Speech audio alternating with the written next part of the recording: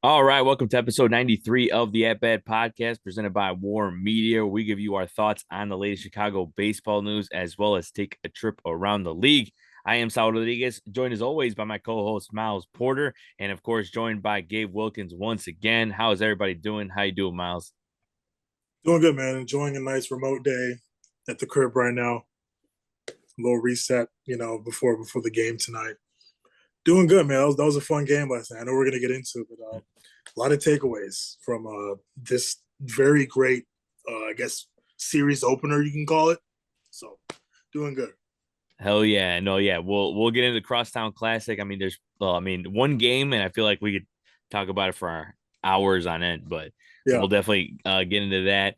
Gabe, how you doing today, man? I'm doing well, man. I can't complain at all. Just trying to stay out the heat, and chill, just enjoying the day. Oh yeah, yeah. Weather's been either it's really sunny or it's rainy, but I mean in Chicago we're used to that. It's just we're going day by day, seeing what's up with the weather. So, You know it. uh, hell yeah. But there's plenty to talk about with the Cubs. They're 30 and 31 entering Wednesday. The White Sox 15 and 46 entering Wednesday. And if we get to it, we'll get into other stuff around the league, like the sellers. I think they're kind of revealing themselves, whether it be the Marlins, the Mets, teams like that. And like I said, if we have time, we'll talk a little bit about some of the controversies, like Tucupita Marcano, who recently just got banned for life for the betting scandal. It's crazy, but we'll see what we get to on this edition of the At Bat podcast. We'll start this time with the White Sox, who, like I said, 15 and 46. They lost their 12th straight last night. Recording this on a Wednesday in the first game of the Crosstown Classic. Gabe, with these losses that have been piling up, it's really, I feel like, been uh the same story. I mean, I saw this tweet from this White Sox fan that was like, I feel like the White Sox have played the same game the last 3 years, so this doesn't phase me whatsoever.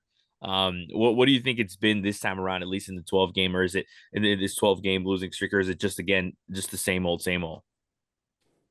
If it ain't one thing, it's another.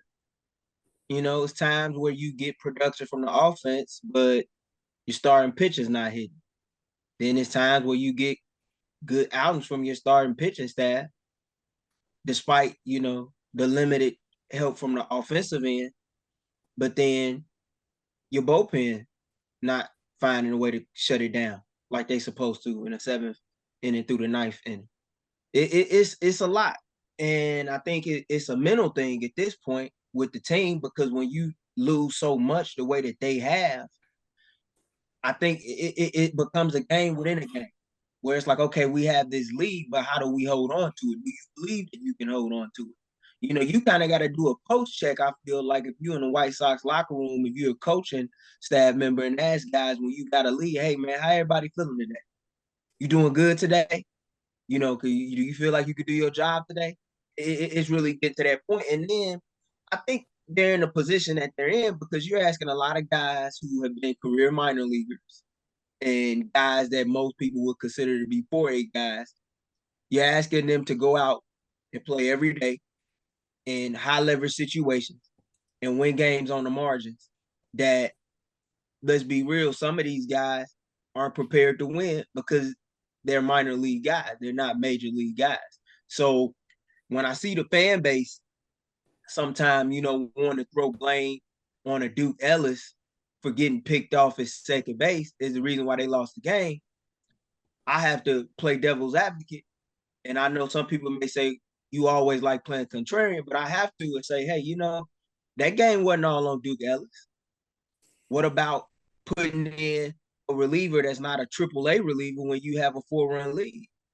What about maybe stretching your starting pitcher and Chris Flexen, who went 5 innings and only allowed 1 run? What about letting him finish out the sixth inning or getting 2/3 through it, the way through an inning before you decide to call him off and take the ball out of his hand? It's just a lot of things going on. So I don't think it's something to be upset about, because this is what is to be expected. But at some point, you got to reverse these fortunes and say enough is enough as a ball player and continue to do your job to the highest, capacity that which you can.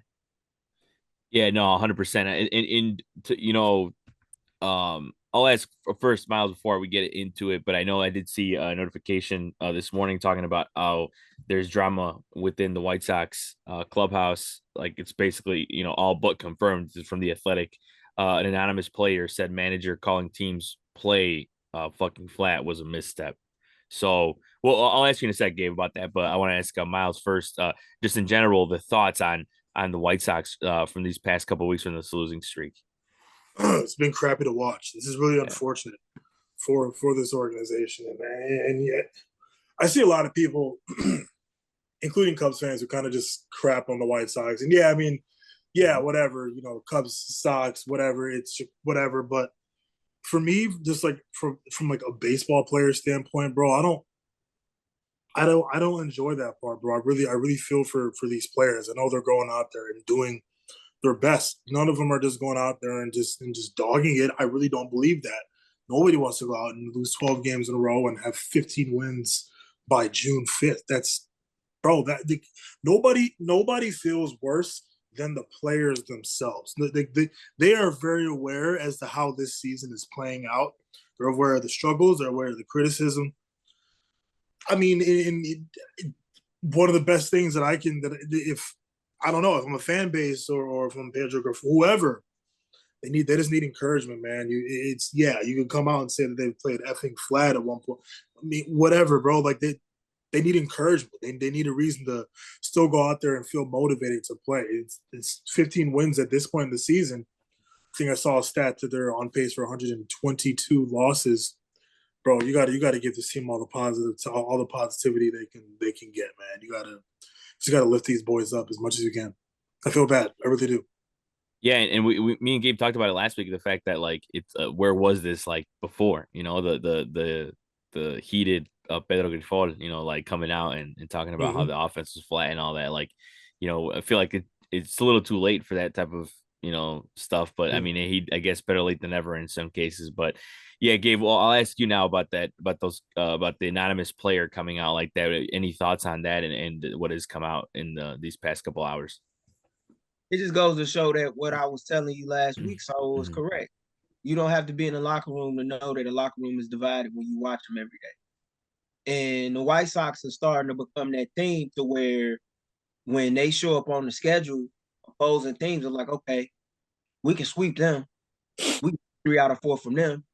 We could get 2 out of 3 from them. Well, that's a win. That they're becoming a team that you don't want to get swept by or lose a series to, because if you do, your fan base, as well as some of the guys in your locker room who don't know how to keep their emotions in check on a day-to-day basis, like, whoa, our season's over. And you can't have that attitude. And then when you have Pedro Grifol out here talking about how, my team was fucking flat, you got to make sure you coming with it every day too as a manager. What, like Miles said, with the energy, making sure that not only that your energy's on point, but that you're making the right decisions when it comes to managing your bullpen. There was a game last Saturday where the White Sox had a lead, and you putting in a reliever with an ERA over 6 in a position for the first time all season long in which he's pitching with a lead. He's not used to being in that position. Why are you putting him in it? You don't trust your young players. You throw your young players under the bus, and you get mad when they had a nerve to speak out against you and say, no, we weren't flat. And then it's the way that you did that when they were going up against Cal Bradish, who was no slouch. I don't think from a PR perspective that Pedro knows how to deal with the media at all. And it's really starting to show itself. And when you have losing streaks like last year where you lose 10 games in early April, you have a losing streak now where you lost 12 games. I think they're on pace for the longest losing streak in White Sox history in 100 seasons. At some point, you got to ask yourself, is a front office person, when is enough enough? And this is my message to Jerry Reinsdorf. You fired Rick Hahn and Kenny Williams in the middle of the season when nobody expected you to. You usually let managers finish out the season. But desperate times call for desperate measures. If you had the guts to do that last year with your front office executive, you could do that with Pedro Fall. You got to change something because it's not working. Yeah, and I mean we all feel it's imminent when it comes to Pedro Grifol, being let go from the White Sox. I think it's, sometime soon, if not before like July. But yeah, the last time they lost 11 straight. They've had a couple of 15-game losing streaks, and it was 1967 and 1968. And then I think in a single season, I think it was 1956 that I saw that. Yeah. But yeah, no, it's just it's been frustrating to watch some of these decisions and the way things have been handled. But Miles, from your perspective, from as a player, the clubhouse and all that type of stuff, like, have you yourself ever been in a clubhouse where it's been maybe not to say, I feel like, not to say toxic, but maybe just a little bit like not everyone's on the same page, and how do you handle that in general though? Yeah, yeah, definitely my college days. It's important for the leaders, the captains, whoever, kind of like I was saying earlier, is whoever are considered the leaders of that ball club. It's important for them to step up, because there's only so much that you can put on the manager or the coach. Sometimes the player meetings are what we need. We need to talk to just each other. We don't want the coaches in there. We got to air it out the way we got to air it out as boys, and try to work through certain things. Really, it's like a culmination of things. The success that I have seen from these kind of scenarios in terms of people coming together on these teams is it's when the players really dig in and find it within themselves. Because at the end of the day, it is up to us. We can go out there and continue to play our butt off, but we also need to control how we handle the game mentally. Like we still have to control our mindset every single day. Baseball is very unforgiving. It is one of the hardest games in the world, if not the hardest. At me, I don't care. It is hard to hit a baseball. I don't high school and up. Tell someone to go try it. It's very difficult at this point. And so players got to find it within themselves. But it's important for the leaders of that clubhouse to really step up. And if you're not a leader, or wherever your role is, everyone has to step up in general. If there's something that you're noticing, or other teammates, you got to listen. You got to know how to talk, and you got to know how to listen. So many things that go into it, but it really is a team effort, and a lot of it does start with their mentality. And Yeah, I'm glad you oh, bring that up. I'm so glad you bring that up, Miles, because it's a mentality.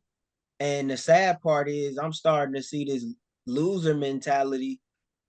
I'm not gonna call the players losers, but it's like when you lose so much, it seeps within a fan base. And it gets to a point where it's like you gotta start counting wins in a different manner. You gotta start watching this game different. It's a game within a game. Yeah. Yeah, and I think that with a lot of the things, we kind of, I feel like we saw a little bit of leadership when it comes to certain players that have come in later in the season, like a guy like Tommy Pham, or and that type of stuff. And I do want to ask you, Gabe, about that situation in Milwaukee, because I mean, dude, like that was it was something, I'll tell you that. And there was a play, of course, where Pham was trying to score on a sac fly, and he was called out at home plate. He was out by a mile there. Bro, But he is crazy, bro. yeah, and He's and so and crazy. I love it. and in post game conference, they asked him about it, and because he was about to tussle with them, and nothing happened. But he did say, there's a reason why I do all kinds of fighting in the offseason, because I'm prepared to fuck somebody up. It's honestly, not gonna lie, I'm not even like, I think that's a legendary press conference, like post game conference, like that's gonna be living Come on for on, man. years of people talking about that one, because that was hilarious. But Gabe, what did you think about that situation?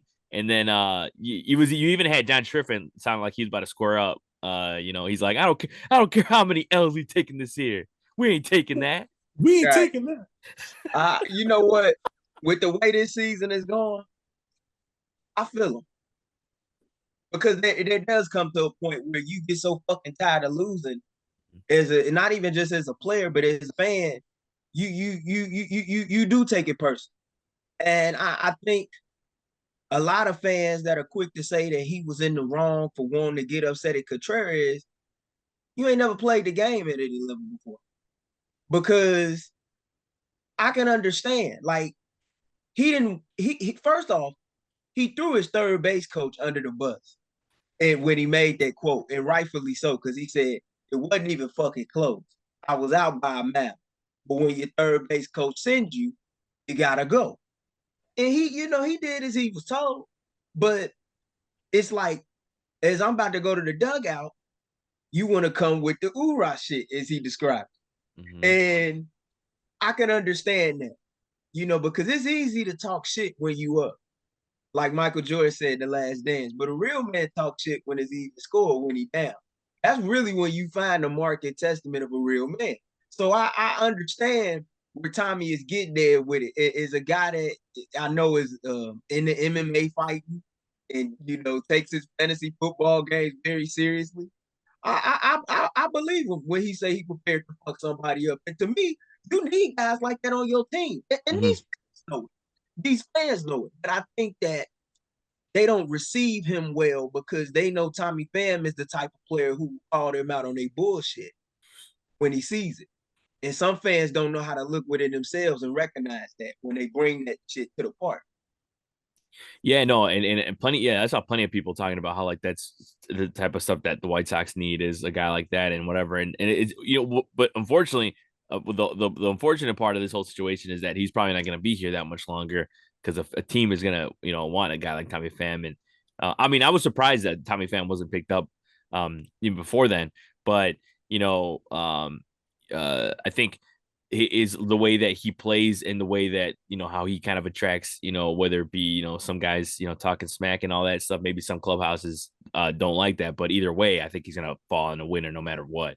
And I want to ask you, Miles, what did you think about that play and the way that because he was running on the grass side of the lane there, and some people were like, oh, why was he running on that side? Well, like we didn't blah, blah, blah, all this stuff. And what did you think about that, and also just his reaction? Because hey, Contreras, we all know about the Contrerases, man. Those guys, like you don't want to mess with those guys either. And if there was a tussle between him and Pham, it probably would have been an all timer because those two guys are as tough as they get. Yeah. I 100% agree with Pham. He shouldn't have been sent on that. He was lasered. And in terms of just his route to home plate, I did not see, at least I can't remember, I didn't see how he kind of turned at third, but I do know his players were always taught to hit the inside part of the bag as returning. Whether it's from home to second or whether it's from second to home, you always want to hit that inside part of the bag. So I don't know. I don't know. I think he definitely should have been held up on that. It was unfortunate. I think obviously there's already frustration going on within that clubhouse as well. I love the interview. I love what he said after the game. I just thought it was just, I don't know. I think regardless of what's going on, to me that's kind of a cool White Sox moment to be able to say, hey man, I know we're losing a lot, but I'm still ready to throw down whatever. I'm standing for myself. I'll stand up for my teammates. I love that. Any sort of flyer is great. Tommy Pham is crazy. He has that look in his eyes as well, where he looks like he's a dangerous person to be around. Really, yeah. So I love it. I love that part of baseball. I wouldn't mess with Tommy Pham, and I don't know. Has William Contreras ever gotten into like a scuffle of some? I just know about Wilson. I don't remember anything with William.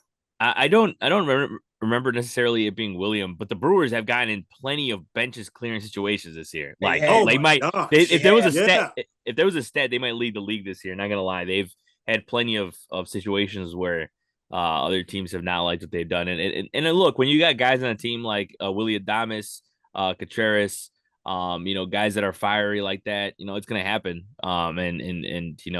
Again, some people like that, some people don't. It just kind of just depends. But yeah, they've been in quite a bit of those types of situations. Yeah.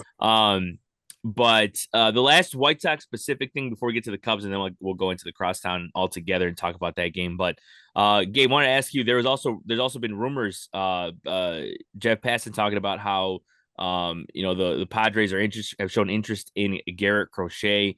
And then he's also talked about, I think, and we might have mentioned this last week, but how the White Sox are supposedly making Luis Robert and Crochet available. I don't know what your thoughts are on that in general, but I thought to see that the Padres interested in Crochet, I'm like, man, when is enough with these dudes? But I will say though, on the bright side, and I do want to hear because I know you're deep into the minor leagues. I want to hear the type of package you want for the Padres this time around, because I will say the Padres do not care about their prospects, so you can get anybody you want. I mean, you already got Drew Thorpe and all that in the deal for Dylan Cease, so what have you thought about the rumors on that? And then kind of what would you want in return, say, if that trade goes through? See, I get what you're saying, Saul, on Mm-hmm. San Diego, Mm-hmm. but unless if the Padres willing to throw in Ethan Salas, which I highly doubt, because he's one of the top prospects in all of baseball, you can't even begin to have a conversation with me. San Diego is very top heavy with their prospects right now. Like, they traded off a lot of guys in the last several months that were key figures and pillars within a farm system. To me, if you're going to trade Garrett Crochet, I'm not looking at San Diego right now. And I'm not surprised that San Diego is interested in Garrett Crochet, because AJ Preller is interested in everybody. Yeah. As we know, Dylan Cease. He got Luis Ariz. He traded the whole farm system for Juan Soto a couple years ago. So we know that this man, when he's hell bent on getting the deal done, he'll do whatever it takes. But he's going to have to do a little bit of dribbling and dabbling to even get my attention if I'm Chris Getz. He's going to have to trade one of them farm arms for a position player that intrigues me enough to say, you know what, maybe I'll take a look at whatever. But if you're going to trade Garrett Crochet, in my opinion, you got to look at Baltimore. But then if I'm the White Sox, I have to ask myself, when am I going to stop trading my talent to get pieces that I'm not even sure are going to amount into anything in the long term? You gotta roll with what you have. I'm tired of playing this fantasy baseball shit at this point. Just to put it blunt, I really am, and I know that there will be several players that get traded. Tommy Pham, as you mentioned, is one. Eric Fetty is a guy that you could trade, but you need to build around Garrett Crochet with your starting rotation that you have. And you have several guys that can fit in within the next couple of years in your farm system right now. Luis Robert Jr. is on a very cheap contract over the next 3 years. If you're trading Luis Robert Jr., you're going to make damn sure you're getting at least 3 to 4 top 100 prospects back in return. You have no choice but to do that. Mm-hmm. And I'm not going to trade him for pennies on the dollar. And truth be told, I think it's only 5 to 6 teams that can make a solid offer for Luis Robert Jr. right now if they wanted to. But why are they going to do that with a guy that has health concerns? And this is the thing that I can't stand about the White Sox being in the position that they're in right now. Because when your team is bad, let Jeff Passan, Ken Rosenthal, and all these fans on Twitter tell you your whole team is available for sale. We think rebuilds are just cool. We think tearing everything down to the shreds is cool. But that doesn't guarantee you anything in the long term. You still got to spend some money in order to win. It's just that simple. Yeah, and you hit the nail on the head when you talk about, like, yeah, why not build around? Yeah, and I 100% agree, because Crochet and Robert is the type of foundation I think any bad team would want to start with, right? You have an ace, and you have one of the best players, position players when healthy, in Luis Robert, and we saw last night why. We saw how important he is to the White Sox. But I want to get your thoughts, Miles, on that in general, on the rumors of those guys being available, and what team you think, would, if it's at the Padres, another team that'd go out there. Because Gabe is right on it being the Orioles, another team that'd be interested. But I feel like the Orioles they seem like they're so far at this point. I know they made a deal for Corbin Burns, but they don't look too keen on moving a lot of their prospects compared to the Padres, in general. But what has been your thoughts on that, Miles? Yeah, I would not. I think Gabe said it perfectly. Where I think it's if we're gonna have some sort of fire sale for some of our top guys on our ball club, oh gosh, you better get out for the position the Sox are in. I think it's fair to want, if we're gonna give up someone like Luis Robert, you want to get a good return on it. So that's what I'm hoping for the White Sox. I mean, I don't know I know I don't blame too much of this on Chris Getz yet. Um, a lot of my issues, a little more with the Ryan Zorus on this, but I'm hoping that there is a solid plan in place for if we are going to do a fire sale, they do get a healthy return. Um, because if we're going to go with getting rid of Crochet and Robert, these are also two guys that you can build around. So if we're going to do this, please do it right. Yeah, I agree. And go ahead, Gabe. And I got something to add to that. You got so many arms in the White Sox farm system right now. You got guys that are blocked from being promoted because you have so many arms. The arms that you don't see being a part of your long-term rotation, you need to trade them and get you some bats. And that's something that they could easily do. Because you got so many starters right now that are killing it in the minors, from Kannapolis to Winston-Salem to Birmingham right now, that some of these guys are going to have to be relievers for you going forward. It's only going to be 5 starter spots. So the ones that don't fit in long term, you can trade them too and get you a bat that helps you in the farm system or potentially at the major league level within the next year to 2 years. Yeah, and you're right when it comes to the arms they got. I mean, they have an elite rotation. I feel like in the Barons with Eater and those guys with Iriarte and Drew Kyle Thorpe. Busch. Yeah, Kai Bush. They're loaded down there. So yeah, they definitely. That's one of the things you look at when you look at the minor league system. Yeah, when it comes, they have a lot of pitching, but the hitting, they got Colson, they got Edgar Quiero, but not a whole lot when you look at it from a grand scheme of things. So Grant yeah, Taylor's a name to watch out for too in Kannapolis, who used to pitch yeah, alongside of Paul Skeens at LSU. When I tell you this dude should be pitching in Winston-Salem, I'm not bullshitting. And he's only had 3 starts, but what he's been able to do it with his 3 to 4 innings coming back from Tommy John, he got a lot of power. And I would in that arm, and I wouldn't be shocked if he's up here by 2026. That's not an arm that looks like a guy that you trade, but that's a guy that you could build with maybe in your starting rotation. And you add him with the rest of the pitchers you have, you get some bats, you cooking. yeah, no, it's definitely I think what they should do. Hopefully, Chris Getz is listening out there because it's got to happen.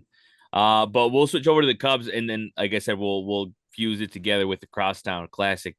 Because when you talk about White Sox prospects, Duke Ellis is another guy to watch out for, and he was called up for this series. But Miles, I want to get your thoughts. The Cubs 6 straight series losses. May for Chicago baseball that we talked about last episode was not good altogether.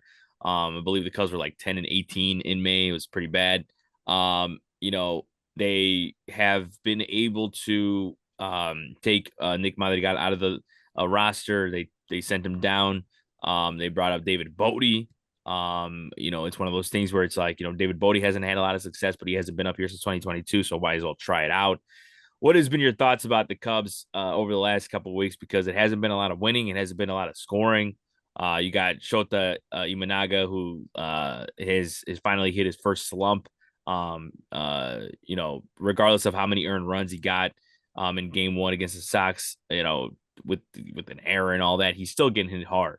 So what are your thoughts on the Cubs and this streak that they've been on, losing 6 straight series? I think the Cubs have been playing flat. Truthfully, Yeah. it's it's just the offense has really been struggling, or really struggled in May. We were not really supposed to expect too much out of Dansby Swanson offensively, but definitely the lack of his presence in terms of the offense in the lineup, that has been hurtful. And even for as well as Belly has been, I still think Cody Bellinger has not hit his final form. I still think that even he can perform better. Seiya Suzuki taking very awkward swings in the month of May. If you notice on a lot of the at bats where he's striking out, it's usually that second or first strike where it's kind of a half unsure swing, is what I'm noticing a lot. Ian Happ had a very rough May as well, but it's been great to see him heating up. And we're going to talk about that shortly. Christopher Morel, someone who I've been advocating for a very long time, and I will continue to advocate for him. But we do need this to come together. We are at the point where we do need this to come together with Morel. But he's had his shining moments. He had some great plays at third, specifically in Milwaukee that he made, and every time he hits a home run or whatever, it's a base hit. He's making hard contact. So we just need a few more players to kind of step up offensively. I'm very happy PCA has been called back up. I'm so tired of the up and down BS that they've been doing with him. I can't stand it. And the reason was what they wanted him to they want to see more offense out of him to whatever the case may be. Motherfucker, what dude that hasn't been working on the big league ball club? What are you talking about? You got to give these young dudes at bats. This is someone who has the potential of being such a rock star for this ball club. You got to let them go through it. I'm sorry, you do.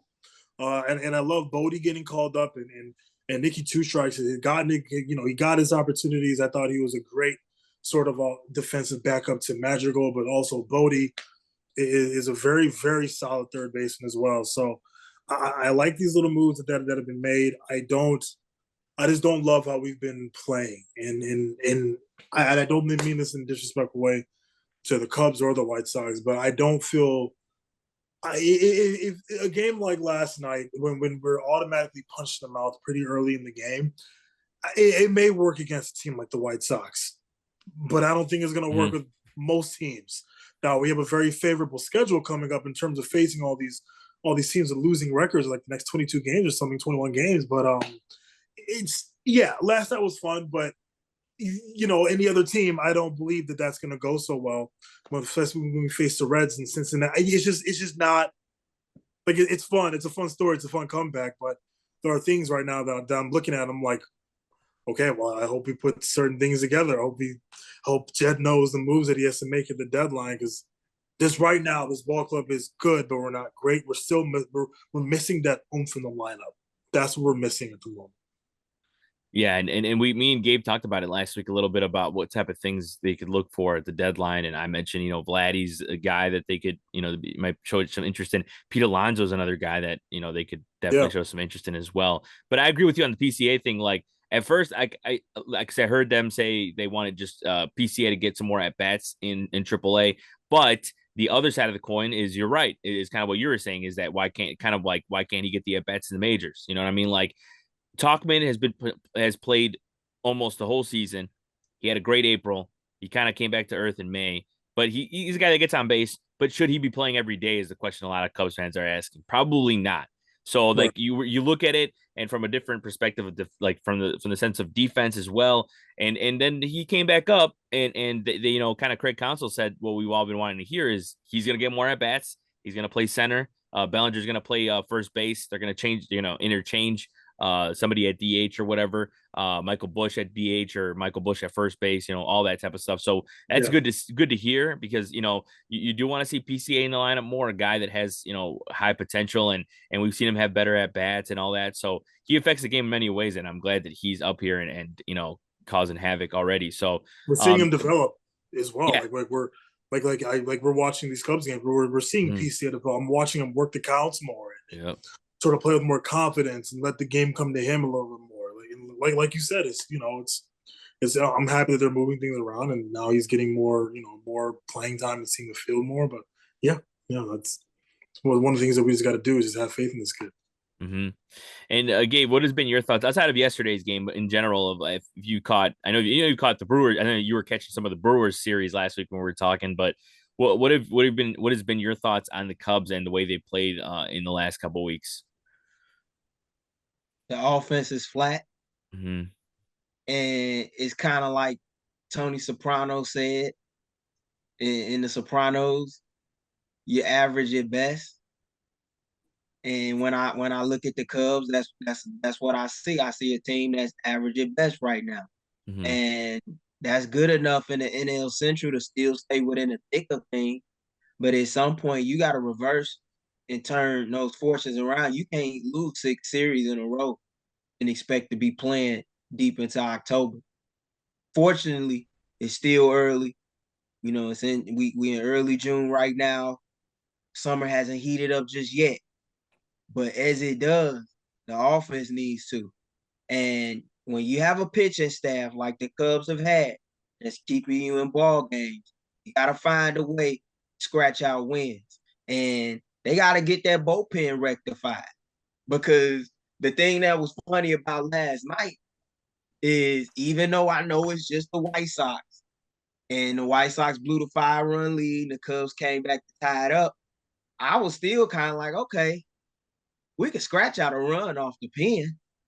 And just as you have it, Luis Robert Jr. hits a home run, put him up by a run. But that's as we know, like Miles said, and I say it as a White Sox fan, you can get away with shit like that against the White Sox. You do that stuff against Cincinnati where you get down behind 5 runs and Ellie De La Cruz is hot and Spencer Steer's hitting the ball well, you might be in for a long night. You know, talent wins out in this league more often than it does not.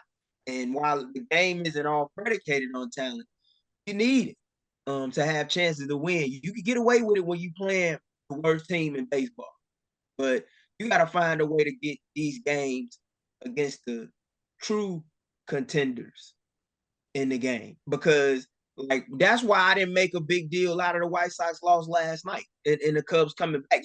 It's a good win for them. It's a win that can maybe help ignite them and make them rally and run off a nice streak or whatever. But you got to keep doing it. And it's about consistency with this team.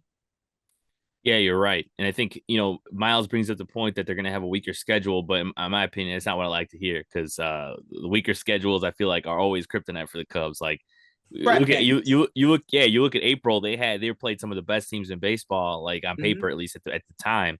And they played well. They had one of their best Aprils in recent memory. So like, I always like playing teams that are better, because I feel like the Cubs play up to the competition, play down to the competition sometimes, and it's kind of annoying. But at the same time, no BS, no excuses. You gotta beat these teams.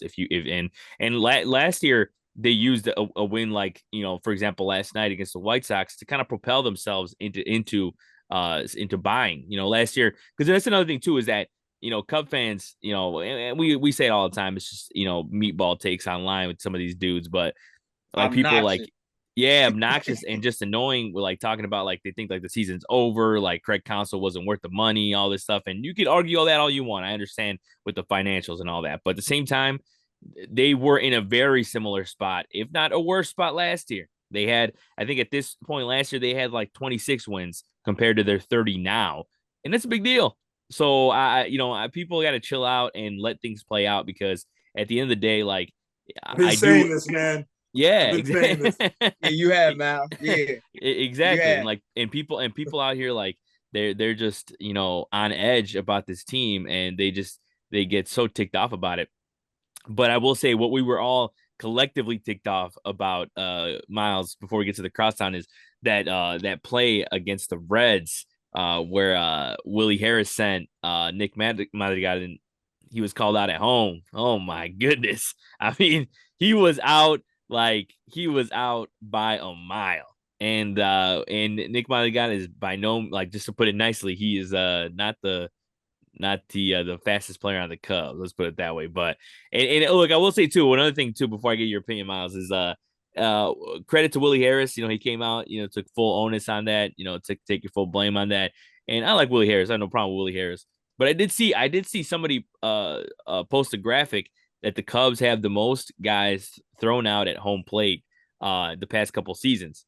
Oh, And that I too. will say, and this is not on Willie Harris. I'm not saying completely on Willis. There's like a lot of things come into this, obviously.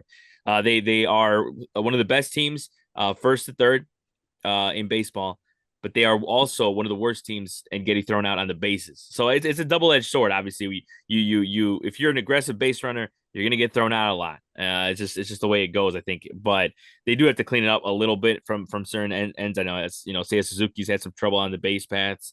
It's been a little frustrating. But Miles, what was your thought on that play and just the way the Cubs base running has been this year? Um, Base running has been okay this year. I like the aggressive-ness, but I will kind of want the Cubs to sort of assess certain plays a little bit more. I think when it came to that play at home plate, first of all, he ran on Ellie De La Cruz. That was one of the strongest throws to home plate I have ever seen in my entire life. 96 miles an hour. Might be, yeah. So there might be a handful of shortstops where maybe you can get away with that. Maybe you can make that play a little bit close. But it's like I said, I think it's important for Willie Harris to know, who is cutting that ball off. For me, when I was watching that, as soon as I was watching this in the office, by the way, and I screamed, and my boss was like, "Miles was wrong," and I was like, "Nothing, it's fine. He almost won." I was like, I'm fine, bro. It kind of goes back to what I said earlier. It's important for everyone to know your fielders. We're always told that as players, know your fielders, know whose arm is what. There's not a lot of information that's secret when it comes to the metrics of these players on the field. Ellie De La Cruz has an absolute rocket of an arm, one of the strongest in baseball, if not the strongest, next to Mason Wynn or someone along those lines, if I'm not mistaken. I'm not too mad at it, but just, if we have to know how we're manufacturing runs right now. We really have to understand. I just did a thumbs up somehow. I don't know how. All right, it's a thumbs up. A thumbs up on your take, Miles. Right? You're saying whatever you're saying. Yeah. Thanks, Zoom. I appreciate it. Yeah. Yeah. It's just important. Just know your fielders. Know your fielders. Know your opponent. Know that we're not scoring a lot of runs at the moment, so we have to, be smart on the base paths. That's what I think. Yeah, and I know Willie Harris said, his thoughts were that they were going to walk Cody, and they wanted to really score that run and all that. Yeah. So, from a certain end, I understand. I mean, it's just a tough play, damned if you do, damned if you don't type of situation. So, unfortunately, it didn't work out there. But yeah, exactly, it's a gamble. And Gabe, you can give your 2 cents on that too if you would like, but I do want to get officially into the Crosstown Classic too. And just the way that game went, because I think honestly in recent memory it's got to be another classic between these two teams, because White Sox to jump out in front 5-0. Got Lennon Sosa hitting a bomb, Morel having an error, misplaying a ball there. It or was field of choice apparently. Sorry. Because it wasn't an error. They changed it to non-error. Sorry, because I missed that part at the beginning. You guys were talking about it. It wasn't an error. What were you talking about? It was an error, but they said DeYoung reached first base on a fielder's choice. Oh, okay. When in reality, he reached base via the Morel error. Oh, okay. Fielder's choice. Yeah. I wonder if they changed. I don't know if you guys have looked at the box score. I wonder if they changed. Last time I'm trying to look up the official scoring for it, but I haven't. Last time I checked, they didn't, because when DeYoung came up, I think in his third at bat, they showed on the NBC Sports Chicago graphic that he reached on a fielder's choice, and I believe that was the 4th inning when the Sox went for 5 runs.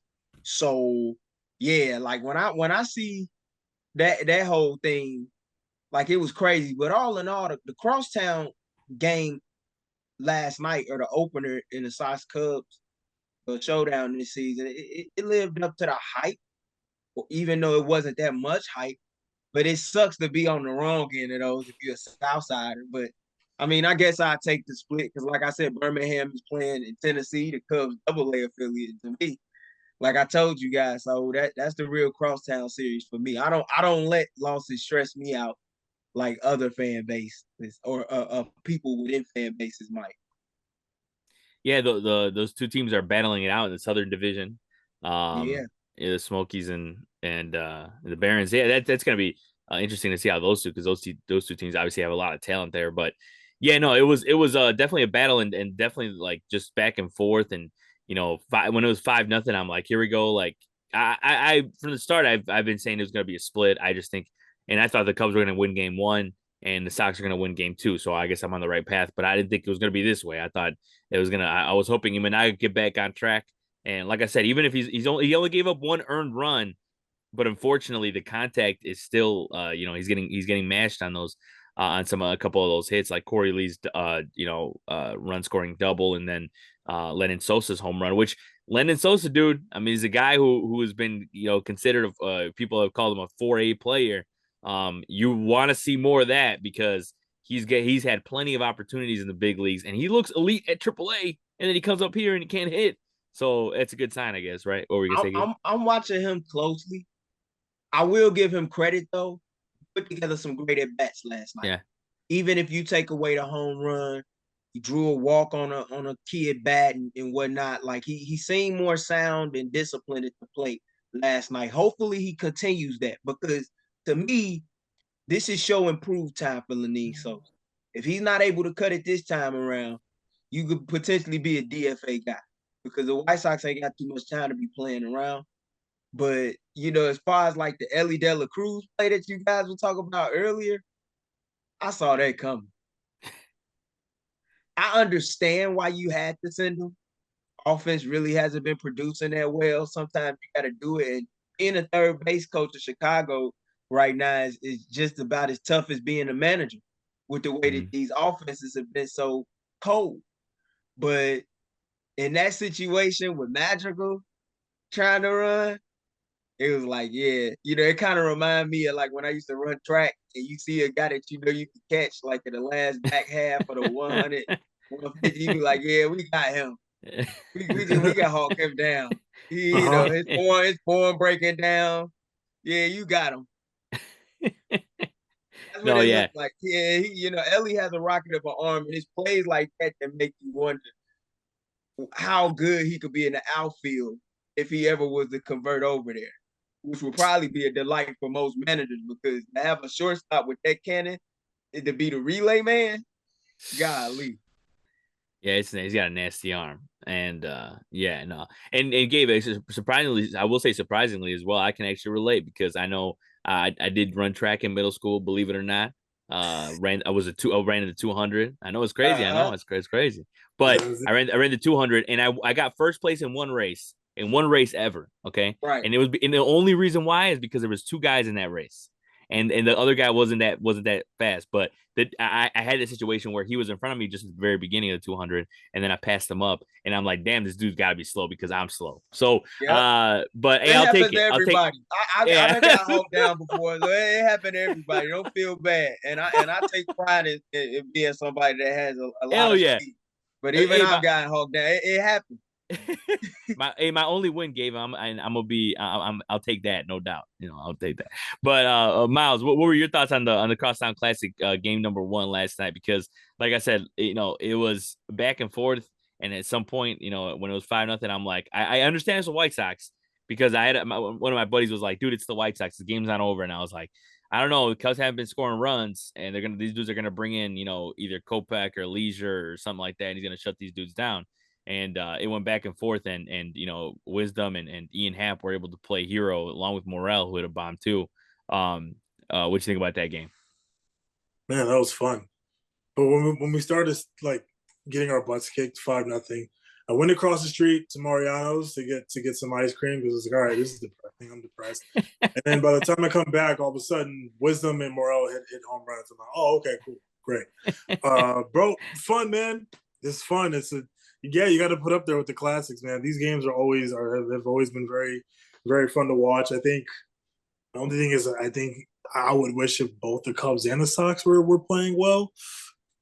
Just because I don't know how much I've seen of that in my life outside of like 07, 08. Yeah. The 2000s. Yeah. So it's been pretty lopsided, or like both teams are bad, and so aside from that, I enjoyed it. I enjoyed it. I can't help but think to myself, what if the Sox were like a very competitive team against this Cubs team that's pretty competitive? I always think that. Kind of like what if they play each other in the World Series? Chicago will blow up. The city could not withstand that. I don't know if I could live with that one. Yeah. Yeah. I know one thing, the South Siders better win because when Cub fans start getting loud, I have a tough time dealing with you guys. Not you guys. I can only imagine how annoying it is. What type of Cub fan I'm talking about. My 'Cause my I'll my, be Oh, my chilling. friends who all play in Milwaukee and they're all Brewers fans, they hate Go Cubs Go. Like it is. I've grown up loving this song, right?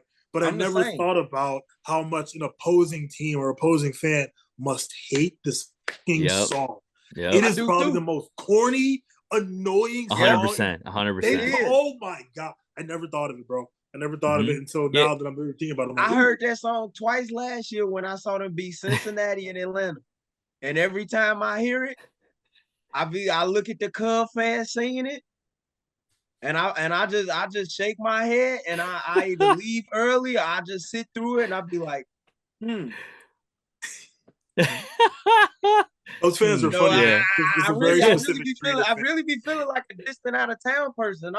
I'm in Chicago as they come. I love WGN too, but the song, nah, I mean, hey, that ain't that ain't that ain't my thing.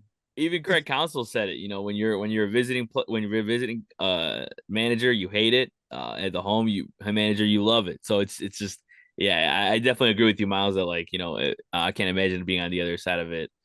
Even like the Blackhawks, for example, their goal song when they score, like even some people like people hate it, but I'm sure it must be Yeah, annoying as hell when you're the other team and just hearing it over and over again. Yeah, it's annoying.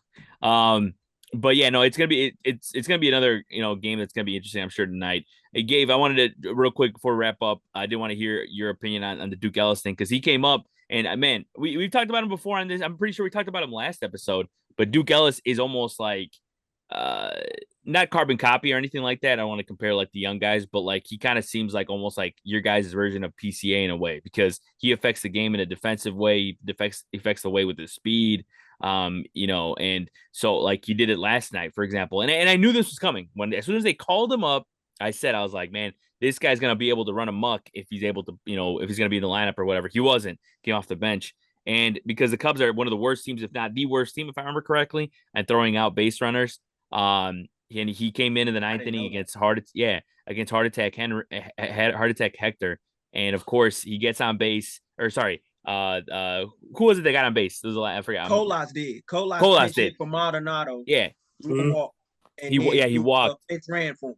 Yeah, and then and Ellis, which was told after the game, I saw that he was told to steal first and steal second and steal third, so that he could score. And he was really buying for that, third base, but unfortunately he was thrown out at second base. But what did you think about that whole situation and the way that Duke Ellis handled his MLB debut there? Honestly, if you want to know my truthful opinion, I thought Duke Ellis should have been a defensive replacement in the bottom of the eighth for Gavin Sheets. And I got to give a huge shout out to a White Sox fan that follows me by the name of Damian Collado who bought that up. Because with his speed, not only on the base pass, but in the outfield, he could change the game. And Mm. when Hap sent that ball to right field, that turned out to be the game-winning double that gave the Cubs a 7-6 lead, which they never looked back from. To me, that was a defining play of the ball game. Because when you have a one-run lead like the White Sox, you're designed to win games on the margins. You got to know how to manage your lineup. And Duke Ellis should have been in right field in. Now, as far as him getting in as a pinch runner, it was cool to see that. It was cool to see a guy that wasn't expecting to get called up to the show, and I didn't expect to get called up to the show so soon, get called up. But I just have a problem with the fan base's reaction to him Mm. because I know most of them haven't watched this kid a lick in the minors to know that he can affect games on the base paths in the manner of Billy Hamilton. I think he got caught up dancing a little bit far too much, and it proved to be his downfall. But he's not the main reason why they lost the game. You got to break down baseball games within 3 innings. It's a 9 inning game. They lost that game in the sixth because they gave a team that didn't have any life at the time an abundance of life by giving them extra outs, and then not taking advantage of getting it out when DeYoung couldn't flip the ball to second base to get that force out at second. So all in all, I think Duke Ellis had a nice debut. I think it's something he'll learn from. But I'm looking at him as a guy that just can impact the game with his speed on the base paths and defensively. I don't know if he's a long-term piece, but I don't think the Sox have anything to lose calling him up at the age of 26 to see what he's about. in a lost season, in which if he doesn't prove to be much of anything, they can always let him go. Yeah, no, I agree, and you definitely saw, and I hope he's in the lineup today because I do want to see kind of like the full set of his at bats and defense and well, I agree with you on that play that where the Cubs ended up scoring the 2 runs, but it was I think Gavin Sheets before that was doing a great job. I mean, he had that Oh, he was. he No, had no, no. diving catch and then yeah, Yeah. but you are right though, regardless of you got to separate those situations from that inning as well, like in general. But I was even surprised because I had one of my friends saying, "Man, Gavin Sheets is going to have an adventure in right field before the game," and then he is out here saving runs and saving extra base hits. Unfortunately, just not the last one. The last one. But like I said, yeah, you in that situation, I think it would have been a smart decision to put Ellis out there and with the speed and his defense to see what's up. But the one thing I did want to get to, obviously, before we wrap up here. I just want to get your guys' quick thoughts on the situation with Tucupita Marcano from the Padres, who was banned for gambling on the game. And yeah, it's crazy because I feel like this won't be the last one we hear because there's multiple players out there that have been suspected of gambling on baseball, and apparently it's still out there, like it's still out investigation. They haven't released any names or anything like that. And so we'll see what happens. But Gabe, you have any quick thoughts on just on that situation and what it means for baseball as a whole? It's the new epidemic in America, and I don't think, like you said, that this would be the last time that we hear about it. Especially when you could just pick up your phone and download a FanDuel app and just throw money, on an assortment of bets. And one of the guys that got caught was Jose Papa Rodriguez, who's a former White Sox prospect, Mm-hmm. and he got suspended for a full year. It's just insane to me though how guys are willing to throw away their whole careers to just be trying to gamble. Like just looking at the amounts that they were gambling, it's like, really, dude. But it's something that a lot of people in America like to do for a hobby. A lot of people love to do for fun. And you can tell that it's really become big booming business because you got fans on Twitter now cussing out athletes, and you don't even have to guess why they cussing them out. You know why they doing it because they parlayed in it. So, Mm-hmm. it's just part of the business now. And I think they're doing this is to use those guys as an example for the big figures to say, hey, this can happen to you too if you don't get your shit together. So curious to see what other stories may come out of it. But times like these really make me miss Outside the Lines because we really missing some exclusive interviews that we could be getting in this situation right here. Because this ain't just affecting Major League Baseball. You saw what happened to Michael Porter Jr.'s brother, Jonte Porter, in the NBA. This is a sports issue.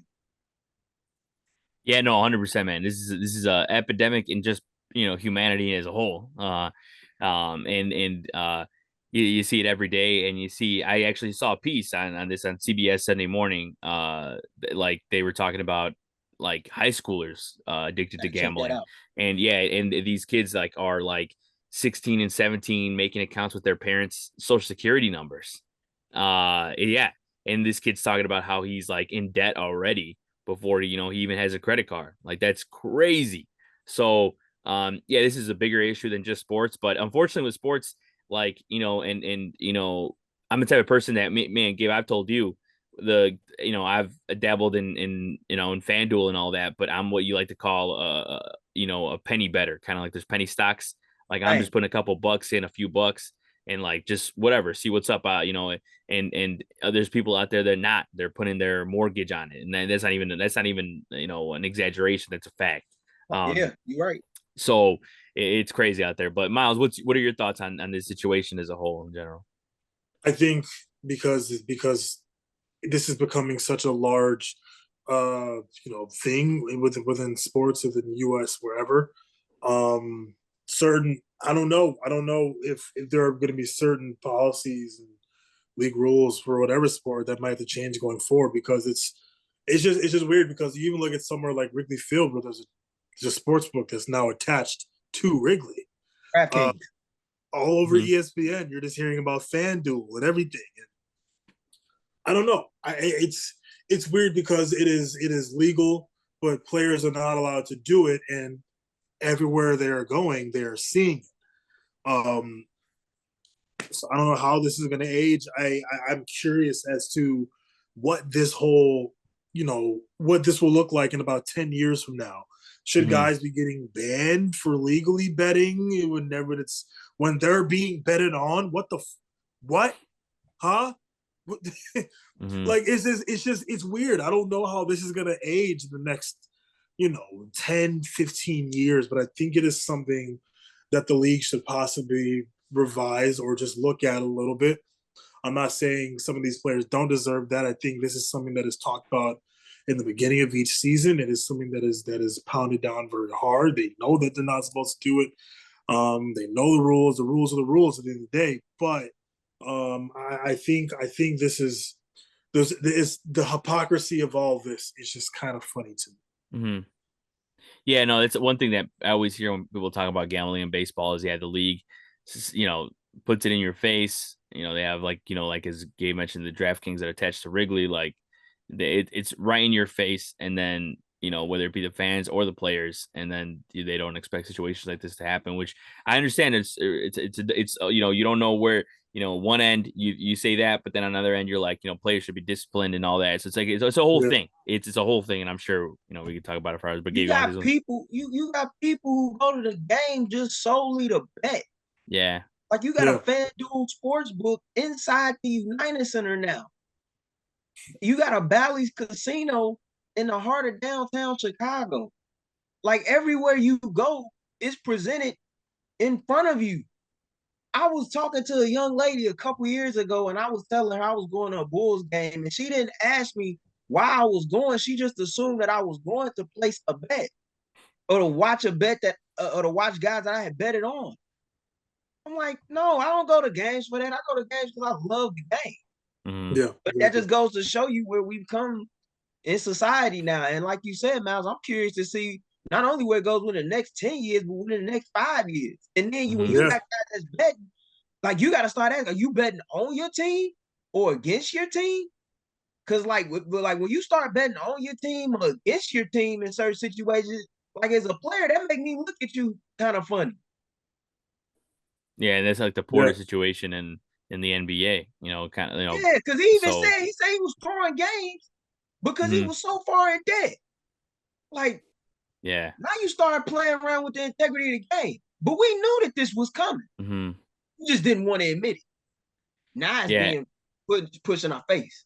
Yeah, and it's crazy that we're talking about this 100 years after, the Black Sox scandal, with the gambling. And I understand that one is a lot more nuanced than people really talk about, and it's not It is. just more. It's more not just, hey, I want money, I'm gonna lose this game. No, there was threats to their family, and there's a lot of stuff there that I'm sure we could talk hours on. But I think that's we'll wrap it up there in this edition of the At Bat Podcast. Want to thank, as always, Miles Porter for joining me, Gabe Wilkins as well. You can hear his podcast, The State of Gabe, available on Spotify. And of course, you can catch all our coverage of all the sports that we cover here with the NFL in the Bears Den. With Sports Zone Chicago as well. You have Sean and Maya. You have Second City Sports with Lakina and Sid. Check out Slam Society for War Media as well.